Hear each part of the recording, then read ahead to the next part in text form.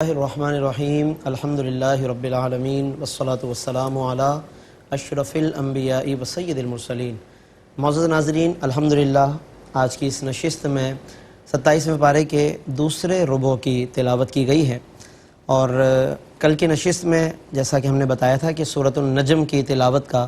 آغاز ہو چکا ہے، لیکن آج اس کی ہم کچھ تفسیر انشاءاللہ بیان کریں گے، اور اس کے ساتھ ساتھ آج کی اس نشست میں سورۃ القمر کی تلاوت بھی کی گئی ہے، اور سورۃ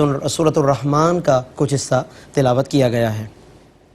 سورۃ النجم ناظرین قرآن کریم کی بہت ہی معروف سورت ہے، اور چونکہ پہلے ہی لفظ میں والنجم ہے، اس لیے اس سورت کا نام اسی لفظ پر النجم رکھا گیا ہے۔ 62 آیتیں ہیں اور 3 رکوع پر مشتمل یہ سورت ہے۔ یہ جو ابتدائی کچھ آیتیں ہیں ناظرین، اس میں اللہ رب العالمین نے محبوب مکرم صلی اللہ علیہ وسلم کا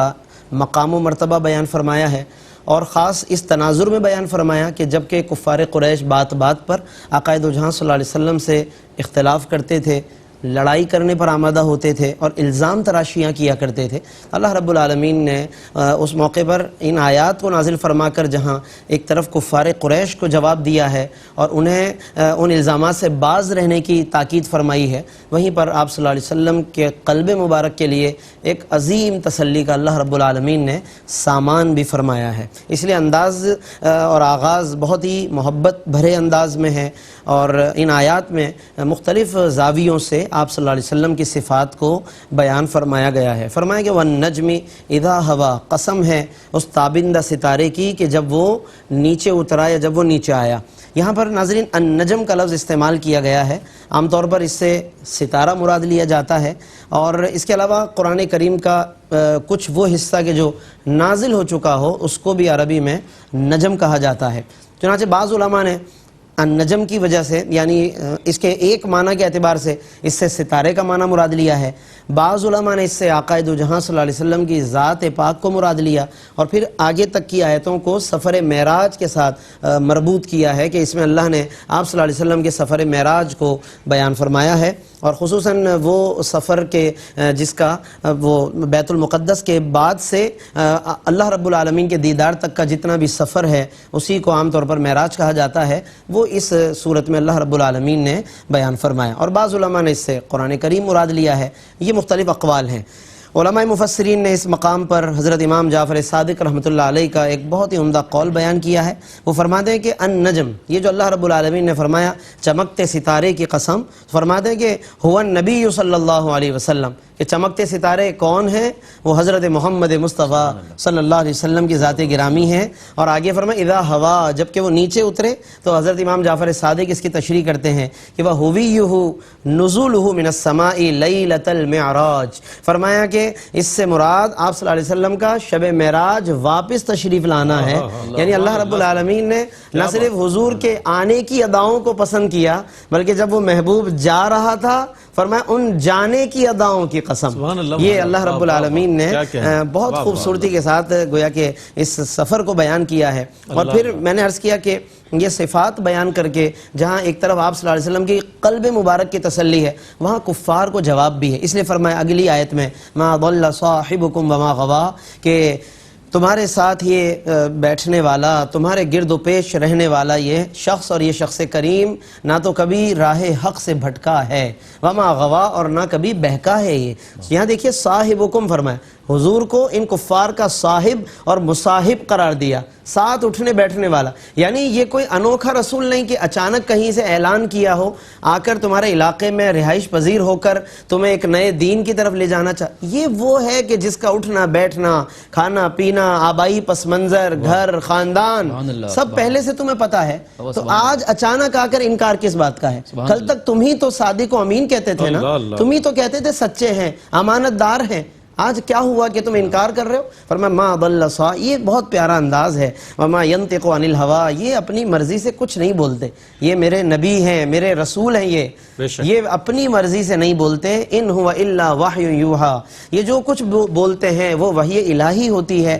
کہ جو ان کی طرف نازل کی جاتی ہے۔ اور پھر اس کے بعد ناظرین اور بھی کچھ صفات بیان کی گئی کہ آقا دو جہاں صلی اللہ علیہ وسلم کن مقامات و مراتب پر فائز ہوئے، پھر اللہ نے کس طرح سے آپ صلی اللہ علیہ وسلم پر اس رات وحی فرمائی، حضور کی بصارت کا کمال بھی دیکھیے. اللہ رب العالمین آیت 17 میں فرماتا ہے ما زاغ البصر وما طغى، فرمایا کہ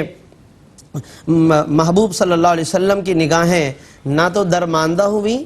وما طغى اور نہ حد ادب سے آگے بڑھی. یعنی جب دیدار کیا تو اس شان کے ساتھ کیا ہے کہ نہ نگاہیں ادھر سے ادھر ہوئی اور نہ حد ادب سے آگے بڑھی ہیں. بہت ادب کے ساتھ، بہت تعظیم کے ساتھ، بہت اکرام کے ساتھ آقا دو جہاں صلی اللہ علیہ وسلم نے رب کائنات کا دیدار کیا ہے. اس پر پھر علماء نے دیدار الہی کے ایک بحث کو تفاسیر کے اندر بیان فرمایا ہے اور وہ ظاہر ہے کہ بہت تفصیل کے ساتھ کتابوں میں موجود ہے. پھر اس کے علاوہ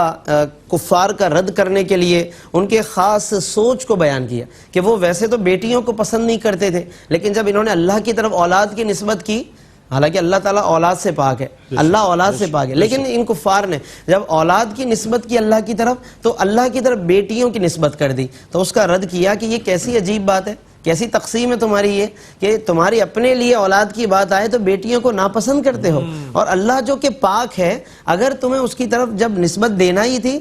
تمہیں اگر نسبت دینا تھی تو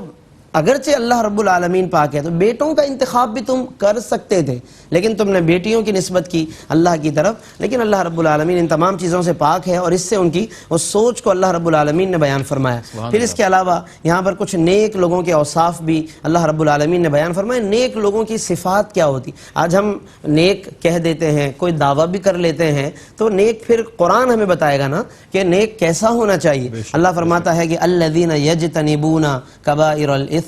جو کبیرہ گناہوں سے بچنے والے ہوں، والفواحش، بے حیائی کے کاموں سے بچنے والے ہوں، الا اللمم، شاذ و نادر کوئی کام ان سے سرزد ہو جائے مگر اس پر بھی وہ قائم نہ رہیں بلکہ پھر اللہ کے حضور توبہ کریں. ان ربک واسع المغفرہ، بے شک آپ کا رب بہت وسیع بخشش فرمانے والا ہے. اچھا، اور میں نے جو عرض کیا کہ بعض لوگ دعویٰ بھی کر لیتے، اپنے آپ کو نہ جانے کیا کچھ بنا کر پیش کرنے کی لوگوں میں بڑی خواہشات مچلتی رہتی ہیں. فرمایا قرآن نے کتنا خوبصورت انداز ہے، فلا تزکوا انفسہم، اپنی تعریفیں نہ کیا کرو، اپنے آپ کو زیادہ بڑھا چڑھا کے پاکیزہ کر کے بیان نہ کیا کرو. ہوا اعلم، اللہ زیادہ جانتا ہے بمن اتقا، کہ کون متقی ہے، کون پرہیزگار ہے، وہ خوب جانتا ہے، کیونکہ ظاہر اس نے تخلیق کیا ہے نا. اس نے جب فرماتا ہے کہ وَإِذْ أَنْتُمْ أَجِنَّةٌ، جب تم حمل میں تھے، اپنی ماؤں کے شکموں میں، پیٹ میں تھے، وہ تب سے اور اس سے پہلے سے ہمیشہ سے جاننے والا ہے. اپنے آپ کو اس طرح بنا کر اور جعلی کر کے اور اپنے آپ کو کچھ کا کچھ بنا کر لوگوں کے سامنے پیش کرنا، یہ دانش مندی بھی نہیں اور اللہ کو یہ رویہ اور یہ طریقہ پسند بھی نہیں ہے. ہمیں حقیقت پسند ہونا چاہیے، اللہ کا قرب حاصل کرنے کی ہمیں کوشش کرنی چاہیے. اس کے علاوہ ناظرین اس صورت کے اندر اللہ رب العالمین نے کچھ اقوام کی طرف بھی کچھ اشارہ فرمایا ہے، کچھ اپنے افعال اور اوصاف بھی بیان فرمائے کہ میں اپنے بندوں کے ساتھ کس کس طریقے سے پیش آتا ہوں، قدرت کی کیا کیا نشانیاں ہیں. مختلف اقوام نے جب جھٹلایا تو ان پر کس طریقے سے عذاب نازل ہوا. تو یہ تمام مضامین ہمارے مطالعے کے لیے ہیں کہ ہمیں چاہیے کہ ہم اس کا مطالعہ کریں. اس کے علاوہ ناظرین آج کی اس تلاوت میں سورۃ القمر کی تلاوت کی گئی. سورۃ القمر میں 3 رکوع ہیں اور 55 آیتیں ہیں، اور اس میں چونکہ چاند کا ذکر ہے القمر، اسی وجہ سے اس کو سورۃ القمر کہتے ہیں. اور پھر قیامت کے قرب کو اللہ رب العالمین نے بیان فرمایا، قیامت کے قرب کو، چاند کے 2 ٹکڑے ہونے کو بیان فرمائی، کیونکہ یہ بھی علامات قیامت میں سے ہے. حضور علیہ السلام سے یہ لوگ معجزہ طلب کرتے تھے، آپ چاند کو 2 ٹکڑے کر دیں، آپ فلاں کر دیں، یہ کر دیں، اس طرح سے وہ معجزات کو طلب کرتے تھے. اور حضور علیہ السلام نے ان کے اس مطالبے پر چاند کی طرف اشارہ کر کے چاند کو 2 ٹکڑے کر دیا،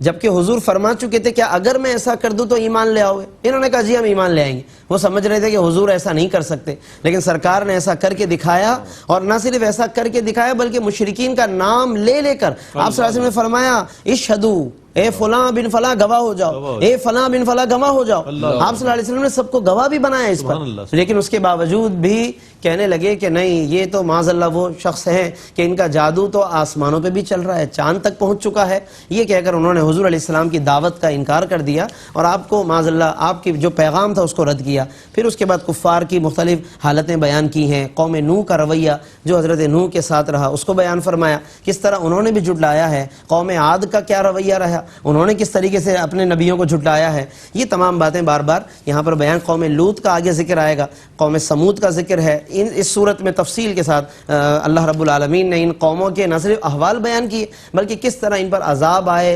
پورے واقعات ہیں یہ ناظرین۔ ظاہر ہے اس مختصر سے وقت میں ہم ان تمام واقعات کو بیان نہیں کر سکتے، لیکن اشارہ ہم ہر نشست میں دے دیتے ہیں تاکہ ہمارے اندر کچھ دلچسپی پیدا ہو، قرآن کا ذوق بڑھے کہ ہمیں ان واقعات کو ضرور پڑھنا چاہیے۔ الگ سے بھی واقعات کے عنوان سے بھی کتابیں ہوتی ہیں کہ جن میں قرآنی واقعات کو بیان کیا جاتا ہے، علماء نے اس حوالے سے بھی کام کیا ہے۔ اور اس صورت کی خاص بات یہ ہے کہ اس میں ایک آیت کو بار بار اللہ رب العالمین نے